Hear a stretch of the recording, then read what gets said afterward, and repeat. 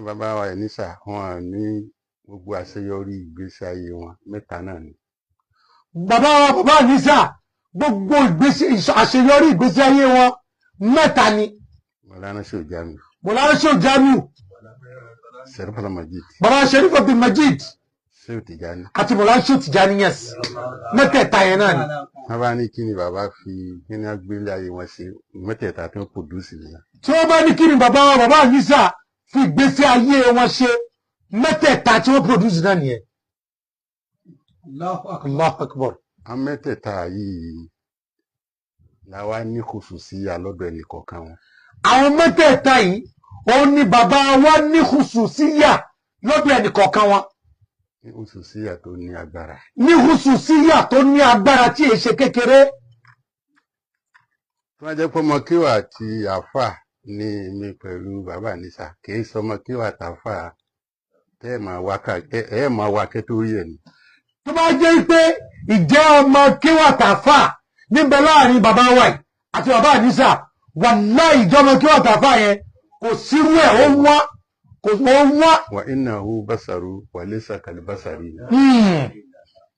ẹ̀dá lànàbí lòótọ́ àmọ́ kì í sì irú ẹ̀dá. ìta lè fi wé òun ni wípé ẹ̀dá lànàbí àmọ́ kì í ṣe irú ẹ̀dá bíi tiwa. so ìta lè fi wé nìyẹn ìjọmọ kíwà tàfà tí gbogbo ìmọ̀ yẹn kì í ṣe irú tí ọmọ bàbá wa o pẹ̀lú bàbá Inisa. tó bá jẹ́ mòrídìí àti ṣéwù ni. tó bá jẹ́ mòrídìí àti ṣéwù ni. ó jù bẹ́ẹ̀ lọ. kẹ́ ó jù bẹ́ẹ̀ lọ o. wa innahu basaru wa laysa kalbasari. wa innahu basharun wa laysa kalbashar. gẹ́gẹ́ bí ọ̀rọ̀ tí mo máa ń ṣe ọ̀bẹ ń sọ. gbogbo ohun tí dáyàn pọ̀ léèyàn méjì àlè rìn jìnnà táàfin má rí lò rẹ̀ kì í ṣe irú àjọṣe ní pẹ̀lú bàbá Inisa ẹ̀ jìnnà gan kẹ́tọ́ bẹ́ẹ̀ bá wà o. gbogbo ohun tí dáyàn méjì yìí pọ̀ táwọn èèyàn mà wallahi kì í ṣe irú ti bàbá wa yìí àti bàbá Inisa o. tí irú ẹ̀ bá wà àkọ́kọ́ ni pé kò sí bí irú ẹ̀ bá wà wà á wá irú ẹ̀ jìnnà. màá sọ nísìnyí. bàbá wọn sì sọ dídán fi sọ bẹ́ẹ̀ fún wa. bàbá wa Inisa radiyallahu ta'ala ni. bàbá wa ṣe bẹ́ẹ̀ Inisa radiyallahu anhu. wọ́n lọ sọ́fà. wọ́n lọ sí Ọ̀fà ńjọ́ kan. lọ́dọ̀ Shehu Jamiu. lọ́dọ̀ Mọ̀lánà Shehu Jamiu búlálà.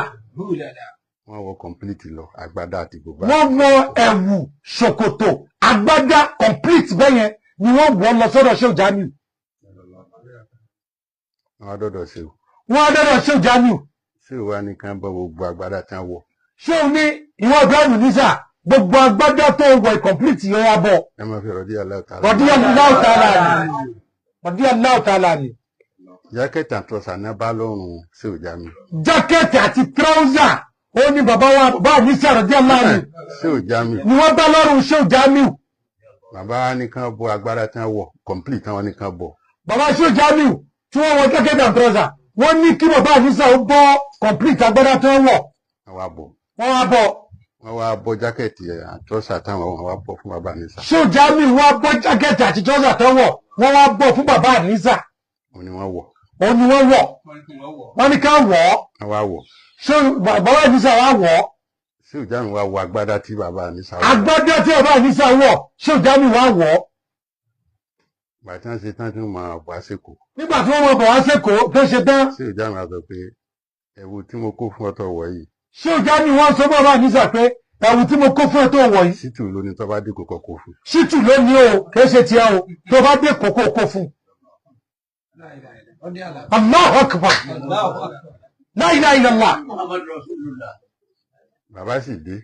bàbá sì dé. wọ́n á lo ìṣẹ́jú márùn-ún bí wọ́n ṣe ń dé báyìí. wọ́n ò lò ṣẹ́jú mọ́ bó ṣe ń dé. wọ́n ń bọ́ jákèjì àtọ̀sán lẹ̀ wọ́n wẹ̀wù mọ́dẹ̀kọ̀ wọ́n ní tí ò ní yìí kó fún ọ. wọ́n dẹ̀ bọ́ jákèjì and trouser yẹn lẹ̀ wọ́n sì wẹ̀wù mí wọ́n ní tọ̀ Ṣítù Shehu Jamiu ní kí n kó fún ọ wọ́n ní wọ́n ló ní. irú ọmọ kí wọ́n tàfà wò nìyẹn. irú ọmọ kí wọ́n tàfà wò nìyẹn fún wọn tó bá lágbọ́yé. irú mùdídí àti Shehu wò nìyẹn. irú mùdídí àti Shehu wò nìyẹn. lọ wárú rẹ̀ máa wá kí. La ilaha illallah. àwọn tó wà láàrin wa àti bàbá Shehu Jamiu àti Shehu Ibrahim Inisa ó pọ̀ òkètè ọ̀kan tí ń sọ. àwọn nǹkan tí ń bẹ láàrin bàbá wa àti bàbá Inisa àti Shehu Jamiu ó pọ̀ o àmọ́ ẹyọ kan tí bàbá wa fẹ́ sọ ń bẹ̀ nísìnyí yẹn. káwá bọ́ sórí sọ́nà mọ́jìdì. ká bọ́ sórí bàbá wa Mawlana Sharif Abdulmajid. Ẹ ṣe rọ̀dí aláwọ̀. ṣé mi ni mo ní kí sèjámi ò kó aṣọ ránṣẹ́ sí mi. Ẹ dákun, ṣé bàbá wa ló ní kí sèjámi ò kó aṣọ ránṣẹ́ sáwọn? Ká tó wá sọ pé wọ́n àkóràn àfa wọn. ṣé just like that nìyẹn. Ṣé just like that nìyẹn? Máa ronú nípa ẹ̀. Ronú sọmọ kéwú nìyẹn. àwa bọ́ sọ́dọ̀ Mọ̀lánà. Aṣọ yẹn gan kí ni ìtumọ̀ rẹ̀? àwa bọ́ sọ́dọ̀ Mọ̀lánà Sharif Al-Majid. Àwa bọ́ sọ́dọ̀ bàbá Mawlana Sharif Abdulmajid. bàbá ní kí n wá. Bàbá Sharif Abdulmajid ní kí bàbá wa yìí kán wá. wọ́n ní màá ṣe àlùwà. Wọ́n ní wá ṣìtù ó ṣàlùwà. wọn bá bàbá ṣe sáwọ́ra. Wọn ò bá bàbá wa bàbá Inisa radiyallahu anhu. Wọn ò bá wọn ṣe ṣáwọ́ra. àwọn náà ó tójọ́ kẹrin kan tó mọ ibi tó mo wà wọ́n ń wá mi gbogbo ilé ló dànù wọn láwọn ò rí sí tòmọ àwọn ò mọ ibi tó wà. Ó tójọ́ kẹrin kí bàbá wa bàbá Inisa radiyallahu anhu kí wọ́n tó mọ ibi tí bàbá ṣòṣìtì yìí wà. wọ́n tírèsì mi wá ságége ni pé bóyá Agége ni màá wà. Wọ́n tírèsì wọn wá sí ọ̀dọ̀ bàbá Abdulmajid lágége ni pé bóyá bẹ́ẹ̀ ló wà. bàbá sọ pé ọ̀dọ̀ mi ló wà mo fi sálùwà ni. Bàbá Sharif Abdulmajid wá ní ọ̀dọ̀ mi ló wà mo fi sí àlùwà ni. mo jáde àlùwà. Bàbá wa jáde àlùwà. wọ́n fún mi ní pọ̀pá. Wọ́n fún wọn ní pọ̀pá. wọn à béèrè yọ̀ǹda lọ́dọ̀ bàbá ní sàkátó fún mi. Wọn ò béèrè yọ̀ǹda lọ́dọ̀ bàbá Nisa kó tó radiyallahu anhu kó tó fún wọn ní pọ̀pá. irú ọmọ kí wọ́n tàfà wò nìyẹn. Irú ọmọ kí ọ̀tà fáwọn nìyẹn ò dákun máa ronú o. irú mòrídìí àti. Mùrídì àti ṣéwù wo nìyẹn ronú sí dáadáa o. a wà ní mólídì Al-Majid àtàwọn náà.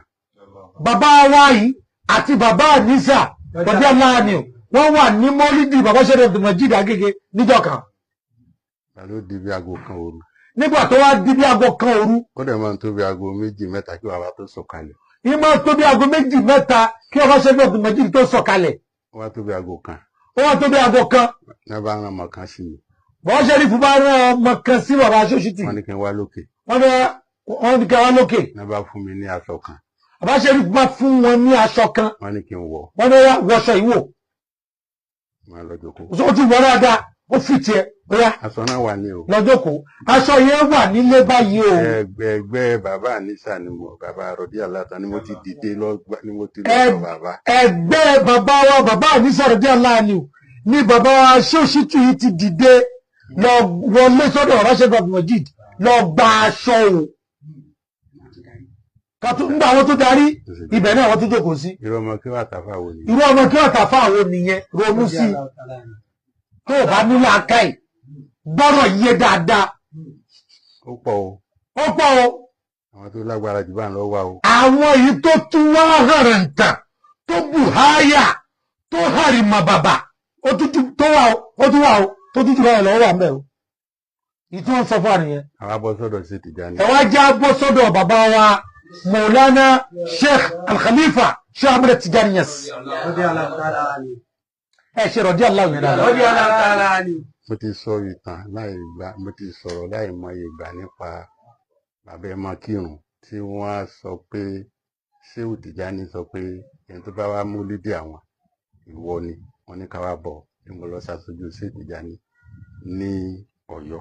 Bàbá wa wọ́n ti sọ fún wa wípé ìgbà tí bàbá wa máa kírun tó bá ṣe mọ́lìdì lọ́yọ̀ọ́ tí bàbá wa Shehu Tijani Niass tó sọ pé ìwọ Ṣítù ìwọ Aláàjì Ṣítù ìwọ ni kó o lọ. wọ́n sọ fún Amiru Niass pé. Bàbá Shehu Tijani Niass sọ fún Shehu Amiru Niass. lọ bá Ṣítù. wípé lọ bá Shehu Ṣítù yìí. òun ni tó bá wá bí mọ́lìdì èmi ni mo wá. Òun ni tó bá wá síbi mọ́lìdì rẹ̀ èmi Ahmed Tijani Niass gangan ni mo wá. òun ló sọ bẹ́ẹ̀ o. Bàbá Amiru Niass ló wí bẹ́ẹ̀ o. Rasaki wà ní Ọlátẹ́jú tájọ wá. Ṣé Rasaki. Ṣé Razak wọ́n wà tájọ wá wọ́n bẹ ní Ọlátẹ́jú ti sìn o. ẹ lọ béèrè. Ẹ lọ béèrè o. wọn à ní ká lọ bá bàbá Anisa o. Bàbá Anisa wà láyé nígbà yẹn pẹ̀lú àlàáfíà wọn ò ní ká lọ bá wọn o. irú ọmọ kí wọ́n àtàfà wo nìyẹn. Irú ọmọ kí wọ́n àtàfà wo nìyẹn tó ronú sí. lọ́jọ́ tí Shehu Tijani pè mí pé lọ́fùnà mi náà fẹ́ wá kí àwọn.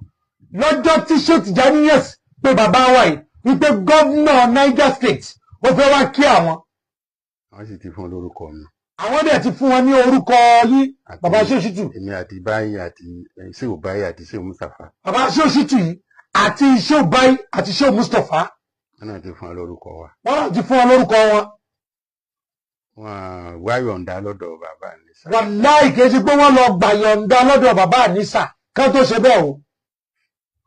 Irú ọmọ kí wọ́n tàfà wò nìyẹn. Irú ọmọ kí wọ́n tàfà wò nìyẹn, ronú sí dáadáa. Gbogbo ohun tí mo wá kálẹ̀ yìí. Gbogbo yìí tí bàbá wa kà á lẹ̀ yìí. Àti tọ̀dọ̀ Sẹ́rífù Majid. Àti ọ̀dọ̀ bàbá Sẹ́rífù Majid. Àtọ̀dọ̀ Ṣéwù Jamiu. Àtọ̀dọ̀ bàbá Ṣéwù Jamiu. Àti Ṣéwù Tijani. Àti bàbá Ṣéwù Jamiu. Ìlà wa. Kò kọjá lọ́kàn mi pé mo tó bàbá Inisa gbélé pé màá ní mojú wọn lọ. Kò bàbá wọn búra pẹ̀lú orúkọ Ọlọ́run pẹ̀lú títóbi Ọlọ́run wípé kò kọjá lọ́kàn àwọn láàrin ìṣẹ́jú kan rí wípé bóyá àwọn tó bàbá Inisa báwọn bá ti wájú wọn lọ. Ẹ dákun torí Ọlọ́run ẹ jẹ́ á kẹ́kọ̀ọ́. Allahu Akbar. Tó bá jẹ́ pé gbogbo nǹkan ṣe fún mi yẹn tí àwọn kúbàrà òyìn tán ṣe fún mi. Gbogbo táwọn kúbàrà òyìn ṣe fún bàbá wa yìí. Tó bá jẹ́ pé ó kọ lájá lọ́kàn mi pé mo tún àbí mo jọ gbogbo ìgbà tí ààyè ń yọ fún mi tán ní kí n má lọ má ti lọ. Tó bá jẹ́ wípé kọjá lọ́kàn bàbá wa wípé àwọn tó bàbá Inisa àbáwọn jù wọn lọ gbogbo ìgbà tó opportunity yìí yọ tí wọ́n sọ pé afẹ́fẹ́ ọjẹ́ mọ́ọ̀mù ń bì afẹ́fẹ́ ọjẹ́ kìíní ń bì gbogbo ìgbà bàbá wọn ti lọ àbúrò wa jókòó sódùdùà. Màá ti jápa. Bàbá wọn ti jápa. Azar now. Bẹ̀tì mo sì ń rí wọn ní aṣíwájú. Bàbá wọn sì ń rí bàbá Inisa ní aṣíwájú pé aṣíwájú mi sì ní mi ì tó bèlè pé kí n sọ pé mo jù lọ. Ẹ jẹ́ akẹ́kọ̀ọ́ wẹ̀kọ́. Bàbá ò sì fi hàn mí pé inú ń bí àwọn pẹ̀lú gbogbo táwọn bàbá yẹn ń ṣe fún àwọn àfihàn mi o. Bàbá Inisa radiyallahu anhu wọn ò sì fi hàn bàbá wa yìí wípé inú ń bí àwọn pẹ̀lú àwọn nǹkan hẹ̀rìmọ̀ táwọn aṣíwájú yẹn tán ṣe fún wa. Ẹ̀yin mùnáfìkì tẹ wá láti ta tẹ wá lọ dúdú àwí tí bàbá bá wá sọ fún yín pé tí wọ́n ń ṣe fún àyẹn inú ń bí àwọn tí wọ́n bá sọ fẹ̀yìn ẹ sọ síta. Gbogbo ẹ̀yin mùnáfìkì tẹ wá láti ta tẹ wá dọ òdùdú àrú tí wọ́n bí bàbá wa bá sọ fún yín wípé gbogbo ohun táwọn àgbàlagbà ṣe fáwọn yẹn tẹ ṣe fún bàbá wa yìí inú ń bí àwọn ẹ jáde ẹ wá sọ. Tí wọ́n bá sọ nǹkan míì fún yín. Tí bàbá Inisa bá sọ nǹkan míì fún yín ẹ wá sọ.